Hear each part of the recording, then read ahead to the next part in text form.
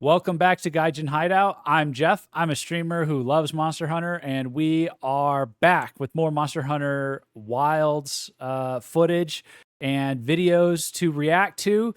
Today, the theme is Oilwell Basin, courtesy of IGN and IGN Japan. IGN dropped another interview with the devs talking about the Oilwell Basin. They also dropped 19 minutes of, I guess, a hunt with the new apex from the Oilwell Basin. So spoilers, I guess I should hide this for spoilers. If you don't want that, don't watch. If you don't want to know the name or anything, don't watch this video, I guess. But it's Apex New Udra full, and there's a full hunt there, 19 minutes. And then IGN Japan has a shorter one it's only 12 minutes hunting the same thing. So you know what that means. That's going to be the good one. The good one.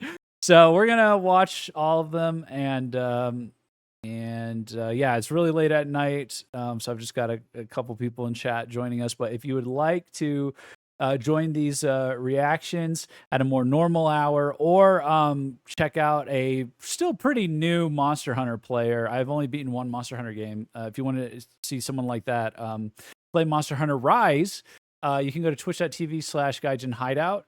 And join us in the live chat. I do Monster Hunter streams every Monday and Thursday evening, and then I do reaction streams and sometimes other streams, other Japanese games, other cool things like that. So yeah. Anyways, let's go ahead and get right into this first one. This is the interview with the developers for the Oilwell Basin. Still suboptimal status, dual blaze though. All right. All right. We'll get there. We really wanted to make it a vertically connected place.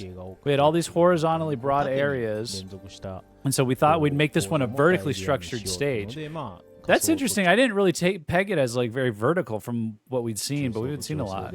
When we were creating the art for the area, we were conscious about how it will look different as you travel between the bottom, middle, and top strata. Oh, where villages are located and how things change as you go further down. Oh, I see. So the villages are up top, or they're on a different floor from where all the fire is happening. That makes more sense. I mean, they're still probably in danger from the oil catching fire, but less danger, I guess. The deeper you go, the more magma filled and hot it gets.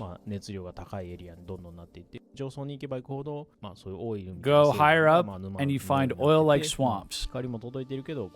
While sunlight reaches the top, it's still a marshy area. So this is the top part. Oh, that makes sense. All on the same map still, which is cool. Yeah. This is all integrated with the other two areas, by the way. That we've seen the forest and the wilderness that we played for the demo. So there's a bit of gradation here. Once you enter around the center or bottom strata, it looks more like an underwater volcano ecosystem. That's so cool. That explains the slug apex predator.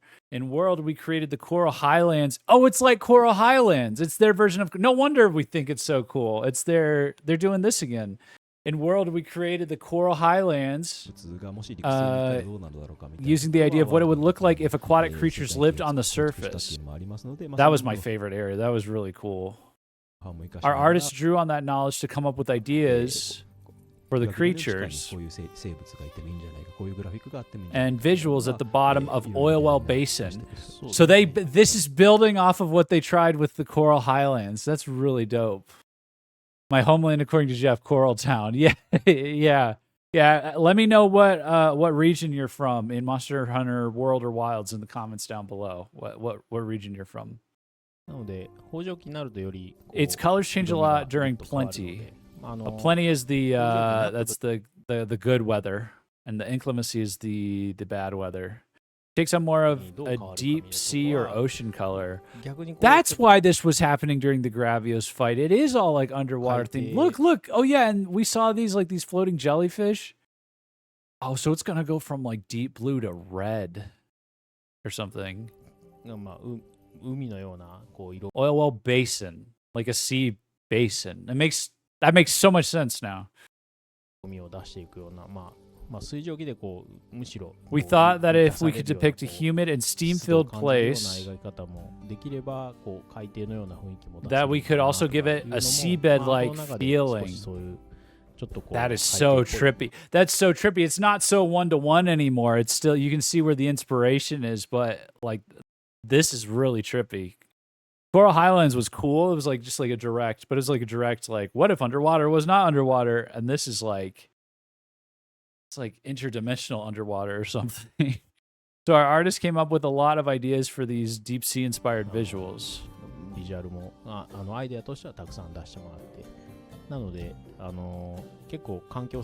Take a close look at the environmental creatures.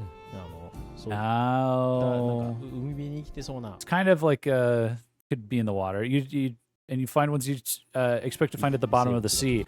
Oh, they're like kind of like these amorphous looking salamander things, weird fish things. This is very cool. While it may look lifeless when covered in oil silt, I thought that said oil shit for a second. While it may look lifeless covered in oil silt, it's actually full of creatures similar to shrimp and crabs. Oh, look, yeah, you're right. I totally didn't see this. Okay, but to be fair, the monkey kind of kind of serves as a misdirection, you know? The monkey, and I think we saw a Rathian in this area or something. Kind of throws you off a little bit. I mean, I guess you had O-Dog and other monsters in the Coral Highlands, but still. Or Ebony O-Dog. It's a sea monkey. Oh my gosh. You're right. It's a sea monkey. Is this supposed to be like a shell? Or shell-like, you know, like something you'd see on like the spines from a conch shell, like modeled off of that? Dude, that's funny. that's funny. That's probably just a joke you're making, Voltar, but that might have been the theme. That might have been how they justified it. There's also a small salamander-like monster called a Geladron that preys on those small crabs. And those two can be prey for other monsters or meat for hunters. Awesome. Oh, look at this thing. Look at this nasty thing. You may find it to be a bit of a unique ecosystem in this way. Was he fighting he was fighting the monkey as well, right? Look at this. Is he blue? So when he's not on fire or he's not breathing fire, he's fucking blue. Blue-green. Look at that.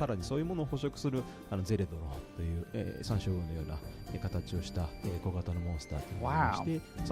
Oh, thank you for the sub, Adamantium Pizza. Appreciate you.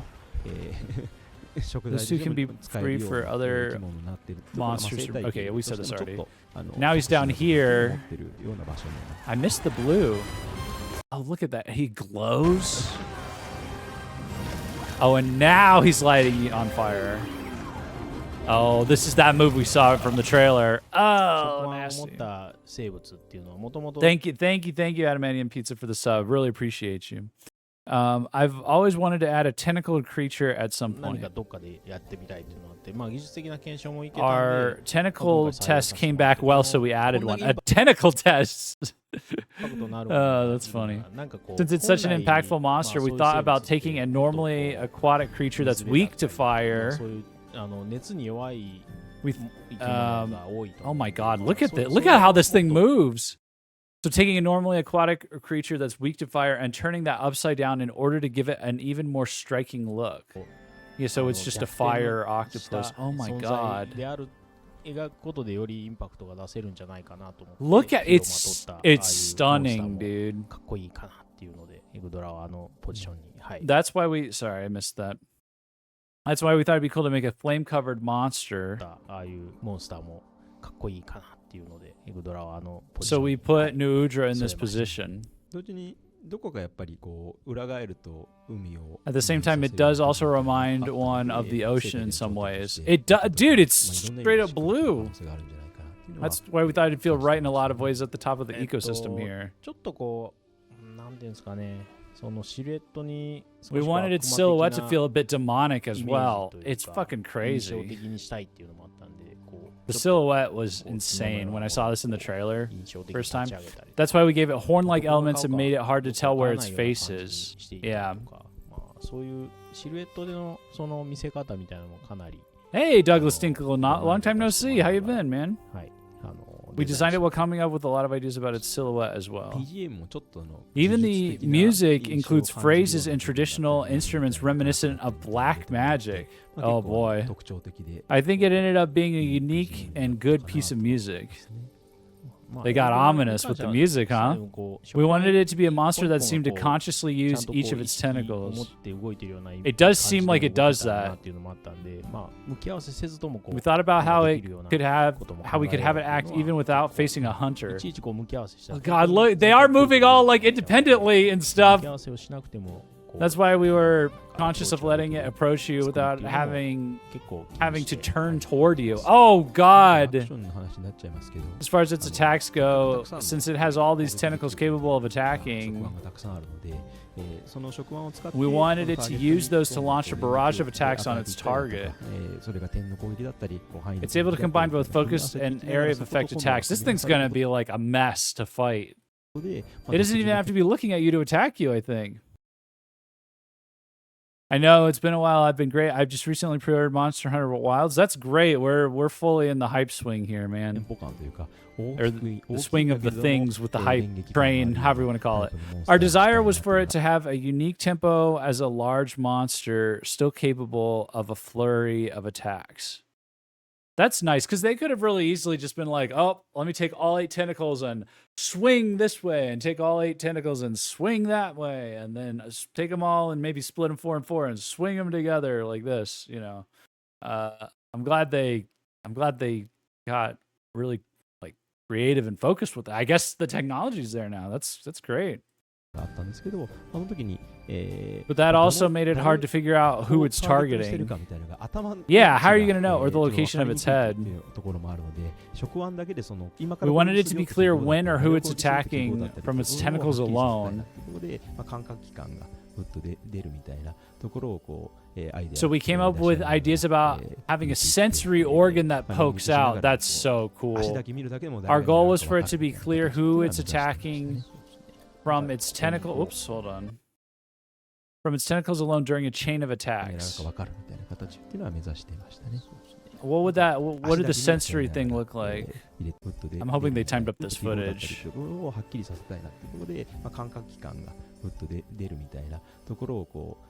The sensory organ. Oh!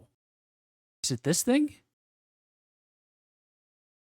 Look, this little tongue thing at the end?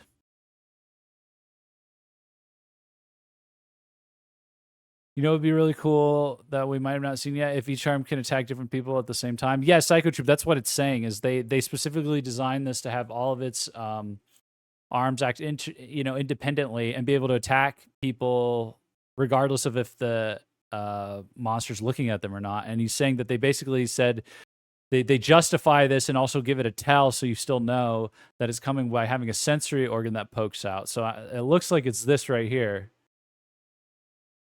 And that's the claw. Might be that blue part of the tentacle. I think. Oh, it is a claw.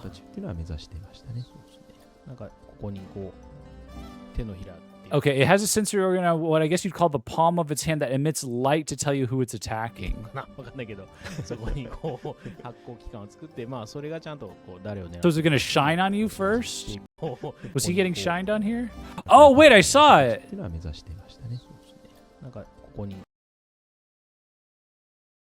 Oh, that is so cool. You see it right here? So basically when that comes into frame, that's like you're looking at the business end of the octopus. That's crazy. What a crazy tell. Yeah, okay, I see it now. I see it each time. 発行期間を作って、そ Wow. れがちゃんとこう誰を狙ってるかっていうのをお知らせしていくようなこととかも、デザイ That's ナー really, と相談して dude. That's really subtle and really creative. I can't believe this much detail is going into a boss like this, or into a monster like this. I guess my only like reference point has been Monster Hunter World, and then now with Rise, we're going a little more arcadey. Not, we're not leveraging new technology. I didn't realize like it was going to be this intricate this time around in some cases. It's so 僕 interesting. らで言うとそう We です added that after discussing it with our artist and director Tokuda. 同時にだからこそ But 感覚 since this is a sensory organ, that's also そ why れ it's で able to 相 find 手をちゃんと targets 見 to つけて攻 attack. 撃するって設定にもつながってますし、そこで感覚を得て And いる it's の the で reason it doesn't rely on vision, which is why flash bombs don't work on it. Yep, that sounds about right. 視力 Actually, you know what? I kind of like this monster. I don't have to use flash items. Just good old fashioned slugging it out, I guess. には頼ってないから先行が効かないみたいな設定にもつながっていってま Not す really old fashioned. It's new fashioned. Look how it moves. Oh my Number- gosh. の The creepiness and もう uniqueness of it 手に being なる able to ような use 部分を multiple limbs こう at 同 once. 時に扱え Where る did it just crawl into cracks? Wait a minute. 頼ってないから先行が効かないみたいな設定にもつながっていってますね何 Or did 本 it go up? のDude. 手になるよ Dude. Just like a real octopus. Yeah, that's crazy. Dude, this is how much work must have gone into this one monster. The creepiness and uniqueness of it being able to use multiple limbs at そ once. の奇妙さとそのなんか個性というか、でそこにしかない Also ゲームデ enables ザイン its というのも own kind of でき game るだろ design. うっていうのもあるので、ただその乱発す Yeah, I するよう bet. なものでも There's always the concern of overusing monsters like this, which is why we want to add them at just the right time. なんていうのもあるんで Monsters like this, or they're going to be more like really unique kinds of monsters. I hope there's other ones, in later parts in the game that are just as intricate as まあ this. ここぞという時はそういうものを使っていきたいっていうのは Look at this. This is so crazy. 山つかみとか、It's different from Yama, ちょっと違います Sukami, けど and やっぱ限定的 Nakakos. な I don't know which either of those are, which use tentacles in a 形 limited で way. 触手を使って遊ぶというか、ある種 This is the most unique one yet. I think so. 今回はもう I've never seen I haven't played a lot of Monster Hunter, but I haven't seen a monster like this. This sounds like the first fully tentacled monster. What is it saying here? And I think we were able to make use of a monster's traits as a cephalopod in an action game this time around. That's so crazy. 等速 Oh, both are octopus as well, or squid, lol. Oh, okay. Well, with the squid, I don't know how that works, but, squids have like the big center body. That's what they do in like Mario Sunshine with the blooper bosses. He's like got a center body, and then he's just got tendrils that he swings around. It's kind of an easy gimmick, I think. 類の骨格でフルに I don't know if it's ア like クションゲ that, ームが but 楽しめるってことは今回初めてやっと挑戦できたところではあると思うので、そこはこう、今回 that's something we were やれた able と to ころかな attempt と思 here. いますね。据え置きの It's our first monster able to move all いろんなところ around を移動して instead い of く being モンスター fixed として there 初 in め a て stage. What? そこが制御できないと移動 Making it とか move around is すごく very 難しくなってくる difficult ので unless you have that under そう control. ですね。なんか印象的な Wait, did I read that right? It's こ it's our first monster able to move all around. ステージ固定のモンスターではなくていろんなところを移動していくモンスターとしては初めてですね。そこが制御できないと Making instead of being fixed there in a stage. Are they saying that this one will move? Are they saying like all around? I'm trying not to like infer that they're saying this will travel across to other areas or something. But can I listen to the Japanese one to make sure? Yeah. Yeah, here I won't talk. 思うので、そこがこう、今回やれたところかなと思いますね。据え置きのステージ固定のモンスターでもなくて、いろんなところを移動していくモンスターとしては初めてですね。そこが制御できないと移動とかもすごく難しくなってくるので、はい。そうですね。なんか印象 I don't know if you picked that up, Wombo.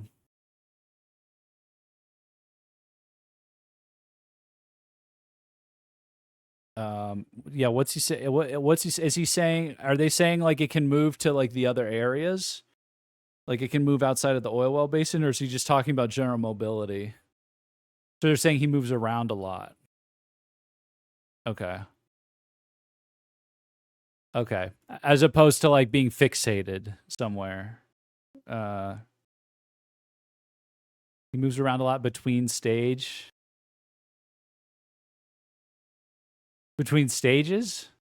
Not just map to map based. What is a stage in the context of Monster Hunter Wilds? Is that like, oh, like the different floors or whatever? Oh, between stages of the hunt. Yeah, translate stage. Oh, map has numbers, remember? Oh, the numbers are the stages. Okay, so they're saying, okay, I see. I got you. So they're saying it's our first monster to be able to move all around instead of just being limited inside of a stage. Because the stage has got like that general zone where it'll just hang out at unless it's enraged and chase you outside of the stage. But they're still single map. Okay, got it. So he's going to move around anywhere and everywhere. He's like stage agnostic. That's kind of crazy. So it's going to be a full map-wide hunt or fight, basically. There's no hiding from him. There's no cheesing him.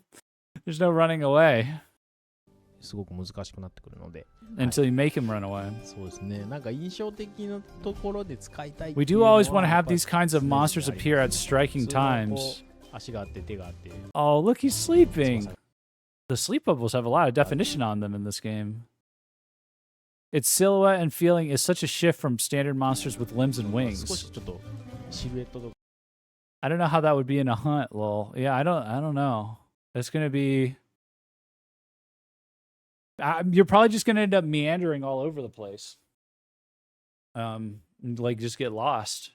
You know, just not realize you're on another part of the map.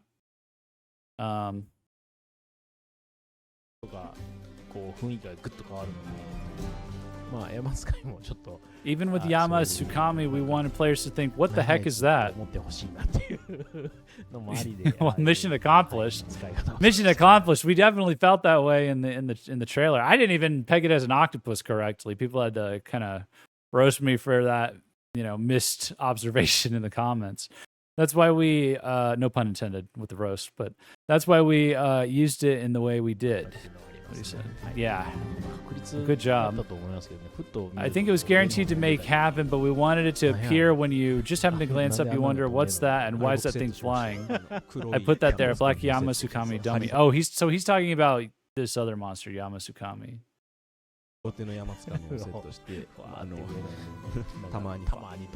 Just happens to fly by you. I think there's a kind of adventurous feeling you get from seeing something a bit odd, similar to cryptids. Yeah.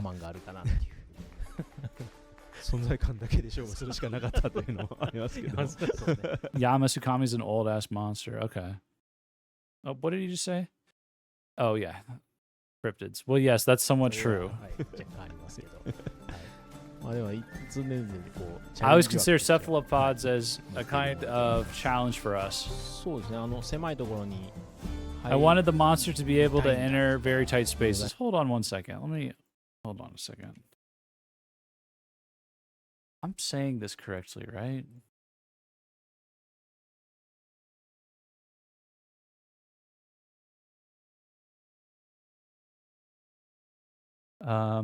Cephalopod. Okay, we're good. We're good. Just double checking. I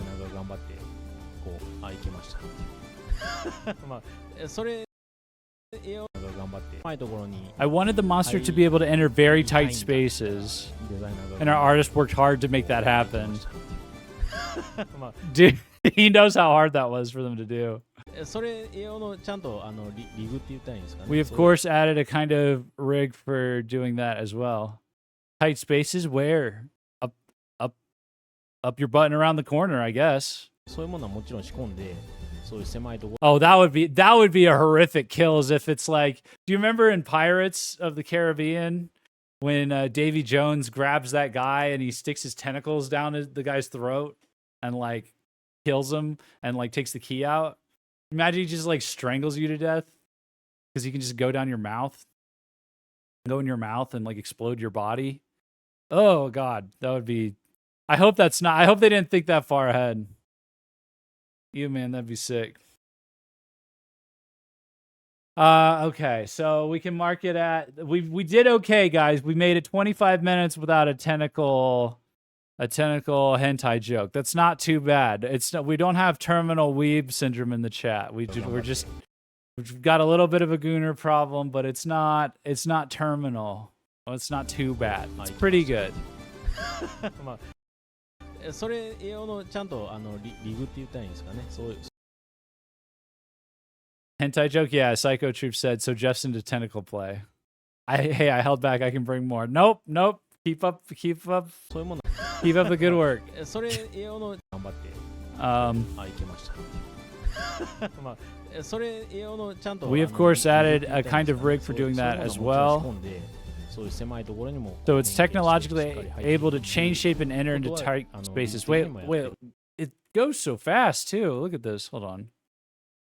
ちゃんとリグって言ったらいいんですかね。そういうものはもちろん仕込んで、そういう狭いところにもこう変形してしっかり入っていくっていう。Oh, I don't know. It looks like it clips away a little bit, but 仕込んで、そういう狭いところ。The other one, it looked like it literally just bunched up and went in the cracks. 変形してしっかり入っていくっていう。No, it slips in there with a bit of editing or with a bit of QA. That'll look pretty nice. It does. 技術的にもやってるんですけど、ああいう団体の生き物を見たときはやっぱことは技術的にもやってるんですけど、ああいう団体の You can tell Jeff doesn't watch subbed anime, LMAO. Okay, normally I do, but first I experimented with watching Cowboy Bebop dubbed, and then with my friend, I've been showing my friend Naruto, and he insisted on watching the whole anime dubbed. Thank God we're skipping the fillers, but instead of reading the manga or something. And so I've been watching Naruto dubbed for like the last several months. And then that got me like, because then I realized I could just watch anime while I'm working or doing like other tasks if it's up in the background. So I tried watching Mashley dubbed, and that was pretty good. So I'm like transitioning into like a dubbed scrub, a dub scrub.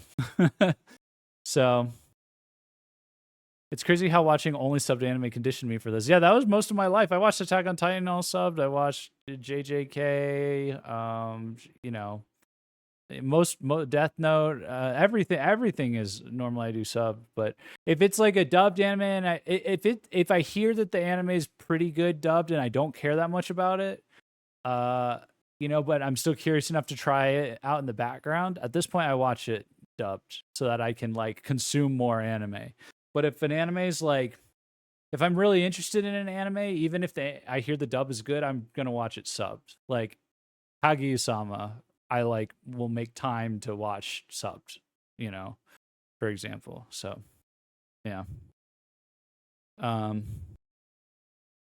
Japan voice actors do so much better though.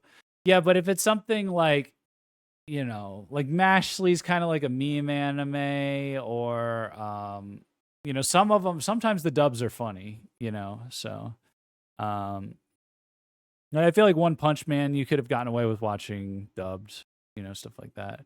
Naruto dubbed has a special significance, kind of like how Pokemon dubbed does for like Americans, because we grew up seeing that on TV.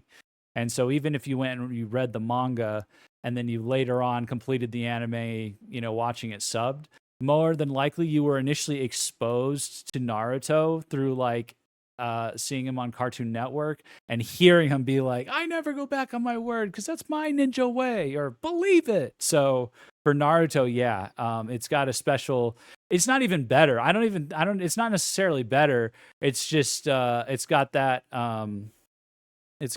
nostalgia to it. And then, to be fair, some of the villains for dub voices, the villains' voices are pretty good for that dub voices of that era. It's not trash it normally is. We're getting off track though. We're getting off. Hey, we're getting off track though. This isn't a Naruto video. Are we doing anime reactions next? Is this my sign to do the anime reactions channel? So technologically able to change shape and enter into tight spaces. You want to see that when you're faced with a soft-bodied creature, right? So I let the artist know that I wanted to see that kind of scene at some point. This right here looked so good. It was something we always challenged our artists to do. You can see from his face that he knows he put them through their paces. When we first implemented the animation of it going into that hole, an animator told me to weaken it so that it runs back to its nest, then wait in a certain spot. An animator told me to weaken it so that it runs back to its nest, then wait in a certain spot. Oh, okay. When he's playing. Wait, what?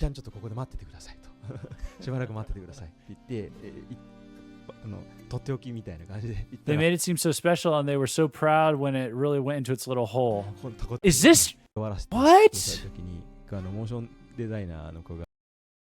Oh, look, that's its nest. Look, it's all curled up in a little cranny. It's all curled up in a corner here. Look at that.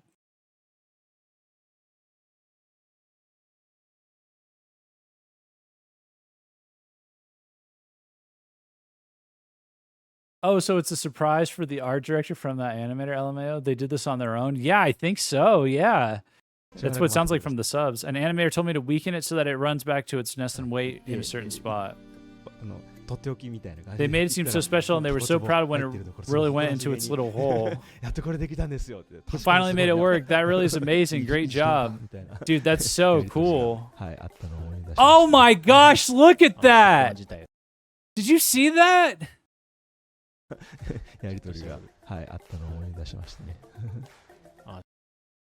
That's incredible.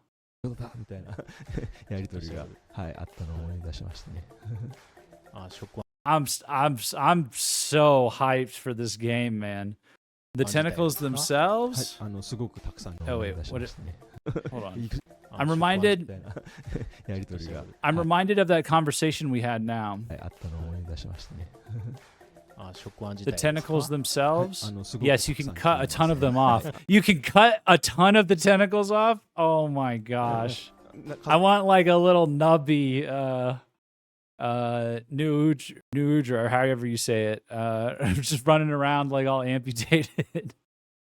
Yes, you can cut a ton of them off. It depends on how you count them. But all of the ones that touch the ground can be severed. What? They rot over time like tails. Okay.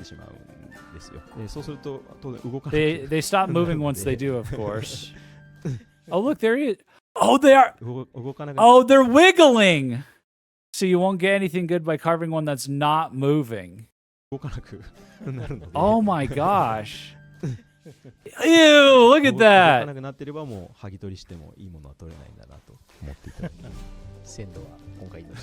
Yes, it's all about freshness here, Wiggler. Well, that looks incredible. I'm so excited for this area. Oh my gosh. Yeah, let's check this out one more time. That's a great transition shot. Yeah, very nice. Very nice. I'm so excited for this area. You know, we haven't seen a lot of the apex from the forest. I'm not so sure if they got me properly hyped for that. I'm not so sure like how the gameplay of that's gonna work, but I'm curious to see how interesting that one is.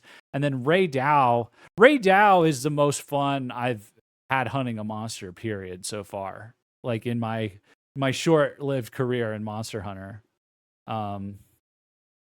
People were asking me what my favorite monster from World was, and it took a while to decide, and I landed on Glavenus. But like out of all of the monsters I've hunted so far, it's Ray Dow. It's so good. So that one's good. This one is so fresh, unique. So much thought's gone into it. I'm curious to see how the apex predator works with the in the forest, and then like I hope it's just like this level of complexity or and uniqueness for all of the areas. We get what, 5-6 areas with an apex in each one, and all these unique things. It's really cool, man. It's really cool. And I wonder how it's going to evolve as you go from like low rank to high rank, and they introduce more monsters that can come in, like how they, how like they would eventually start dumping other monsters in the areas and crossing over and stuff. I really want to see like just how crazy these environments get. I'm so excited right now. So yeah, I'm really looking forward to that. But I'm gonna call it there for this one. And we will go ahead and react to the next one in a separate video. I think we'll do the gameplay in a separate video, because this interview turned out to be a lot better than I thought it would be. And also, it looks like my stream's kind of cutting out, so I'm gonna like debug that for chat. Since it seems like it's lagging. So yeah, thanks so much everybody for watching, and we will catch you in the next video. Head over to twitch.tv/Gaijin Hideout and drop me a follow there. Would love to see you join us in chat. But yeah, I'll catch you in the next video. Peace out.